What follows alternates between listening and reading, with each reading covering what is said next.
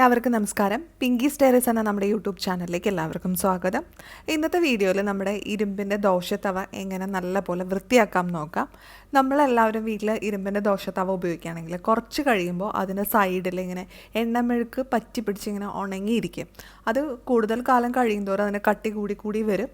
അപ്പം ചില വീടുകളിലൊക്കെ നല്ല കട്ടിയിലിരിക്കാറുണ്ട്. അപ്പം നമുക്കിന്ന് ഈ എണ്ണക്കറ എങ്ങനെ കളഞ്ഞ് വൃത്തിയാക്കി എടുക്കാൻ നോക്കാം. ഇതിപ്പോൾ എൻ്റെ വീട്ടിലെ ഇരുമ്പിൻ്റെ ദോശ തവയാണ്. ഇത് ഞാൻ ഇടയ്ക്കിടയ്ക്ക് ക്ലീൻ ചെയ്യാറുണ്ട്. അതുകൊണ്ട് അധികമില്ല, എന്നാലും ഇപ്പോൾ കുറച്ച് മാസങ്ങളായി ചെയ്തിട്ട്, അതുകൊണ്ട് കുറച്ച് പിടിച്ചിട്ടുണ്ട്.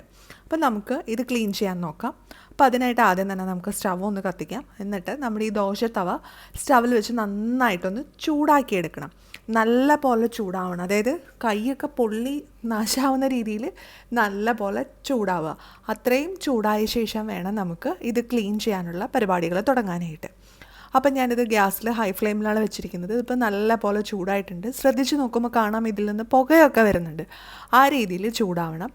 എന്നിട്ട് ഇത് ഇതിൽ കട്ടിയുള്ളൊരു തുണി വെച്ച് പിടിക്കുക. എന്നിട്ട് ഒരു സ്പൂൺ വെച്ച് ഇതുപോലൊന്ന് ചിരണ്ടി കൊടുക്കുക. അപ്പോൾ ഇങ്ങനെ ചിരണ്ടി കൊടുക്കുമ്പോൾ അതിൻ്റെ സൈഡിൽ നിന്നുള്ളതൊക്കെ വിട്ട് വരും. ആ എണ്ണമയമൊക്കെ നല്ല പോലെ പോയി കിട്ടും. നിങ്ങൾക്ക് നോക്കുമ്പോൾ കാണാൻ പറ്റും അത് പോയി വരുന്നത്. അവിടെ ഒരു ബ്രൗൺ കളർ പോലെ വരുന്നുണ്ട്, ഒരു ഇരുമ്പിൻ്റെ തുരുമ്പ് പിടിച്ച പോലത്തെ കളറിൽ വരുന്നുണ്ട്. പക്ഷേ അത് തുരുമ്പൊന്നുമല്ല, ഉണങ്ങി പിടിച്ചിരിക്കുന്ന എണ്ണയൊക്കെ പോയി വരുമ്പോൾ ഉണ്ടാവുന്നതാണ്. അതിപ്പോൾ പൊടി പോലെ, കറുത്ത പൊടി പോലെ വരുന്നത് കാണാൻ പറ്റും. അപ്പോൾ ഈ അങ്ങനെ പിടിക്കാത്ത ഭാഗത്ത്, അതായത് നടുക്കുള്ള ഭാഗത്തൊന്നും ഒരിക്കലും എണ്ണക്കറ പിടിച്ചിട്ടുണ്ടാവില്ല. അവിടെ നമ്മൾ ചിരണ്ടി നോക്കിക്കഴിഞ്ഞാൽ അവിടെ നിന്ന് ഇതുപോലെ ബ്ലാക്ക് കളറിൽ വരില്ല. പക്ഷേ സൈഡിലായിരിക്കും ഇതുപോലെ ബ്ലാക്ക് കളറിൽ വരുന്നത്. അപ്പം നമ്മുടെ കയ്യിൽ സ്പൂണ് ഉണ്ടെങ്കിൽ അത് വെച്ചിട്ട് ചെയ്യാം. നല്ല കട്ടിയുള്ള സ്പൂണായിരിക്കണം എടുക്കാനായിട്ട്. കുറച്ച് ബലത്തിൽ വേണം നമ്മളിത് ചെയ്ത് കൊടുക്കാനായിട്ട്. ഇനി ഒരുപാട് പഴക്കമുള്ള കറയാണെങ്കിൽ നമ്മൾ കുറച്ചധികം നേരം ചെയ്യേണ്ടി വരും. ഒരു കാര്യം പ്രത്യേകം ശ്രദ്ധിക്കുക, സ്റ്റവ് ഓഫ് ചെയ്യരുത്. തീ വെച്ചുകൊണ്ട് വേണം ചെയ്യാനായിട്ട്. ഇതിൻ്റെ ചൂടാറിക്കഴിഞ്ഞാൽ നമ്മൾ ഉദ്ദേശിക്കുന്നത് പോലെ ഇത് ഇളകി വരില്ല. അപ്പം നല്ല ചൂടോടുകൂടി വേണം ചെയ്യാനായിട്ട്. കൈയൊക്കെ ശ്രദ്ധിച്ച് പിടിക്കുക. ഭയങ്കര ചൂടായിരിക്കും. പൊള്ളിക്കഴിഞ്ഞ് കഴിഞ്ഞാൽ ഒരു 1.5 പണി കിട്ടും. അപ്പം നല്ല കട്ടിയുള്ള തുണി ഉപയോഗിച്ചിട്ട് വേണം നമ്മളിത് പിടിക്കാനായിട്ട്. എന്നിട്ട് വേണം ഇത് ചിരണ്ടി കളയാനായിട്ട്. അപ്പോൾ ഞാനിപ്പോൾ ചിരണ്ടി എടുത്തിട്ടുണ്ട്. അത്യാവശ്യം നല്ല പോലെ ഇത് ക്ലീനായി വന്നിട്ടുണ്ട്. നിങ്ങൾക്ക് നോക്കുമ്പോൾ കാണാൻ പറ്റും എൻ്റെ സൈഡിലൊക്കെ ആ കറുത്ത പൊടി നിന്നിട്ടുണ്ട്. അതുപോലെ തന്നെ സ്റ്റവിലൊക്കെ വീണ് കിടക്കുന്നുണ്ട്.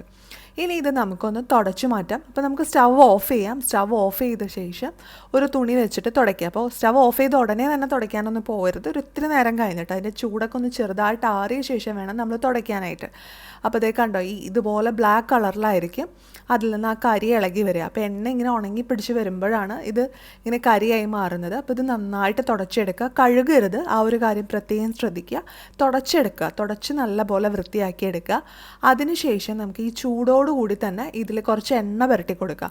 അപ്പം നമ്മൾ കഴുകുകയാണെങ്കിൽ അത് അത്രത്തോളം എഫക്റ്റീവ് ആവില്ല. കഴുകാതെ തന്നെ നമ്മൾ ഈ ചെറു ചൂടിൽ തന്നെ കുറച്ച് എണ്ണ പുരട്ടി കൊടുക്കണം. അപ്പോൾ നിങ്ങൾക്ക് ഇഷ്ടമുള്ള എണ്ണ പുരട്ടി കൊടുക്കുക. പക്ഷേ ഇരുമ്പിൻ്റെ ദോശത്തവകൾക്കൊക്കെ എപ്പോഴും നല്ലെണ്ണ അല്ലെങ്കിൽ എള്ളെണ്ണയാണ് ഏറ്റവും നല്ലത്.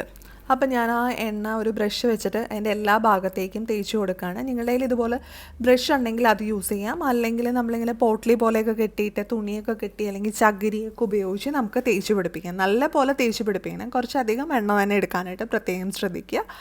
ഇതുപോലെ നമ്മൾ ഇടയ്ക്കിടയ്ക്ക് ചെയ്തു കൊടുക്കുകയാണെങ്കിൽ, മാസത്തിലൊരിക്കൽ അല്ലെങ്കിൽ 2 മാസം കൂടുമ്പോഴൊക്കെ ചെയ്തു കൊടുക്കുകയാണെങ്കിൽ നമ്മുടെ ദോശത്തവയിൽ എണ്ണക്കറകൾ ഉണങ്ങി പിടിച്ചിരിക്കില്ല. അപ്പോൾ വളരെ എഫക്റ്റീവായിട്ട് നമുക്ക് എണ്ണക്കറകൾ കളയാൻ പറ്റിയ നല്ലൊരു മാർഗ്ഗമാണ്. എല്ലാവരും ഒന്ന് ട്രൈ ചെയ്ത് നോക്കുക. ഇനി അടുത്ത ദിവസം നമുക്ക് പുതിയൊരു വീഡിയോ ആയിട്ട് വീണ്ടും കാണാം.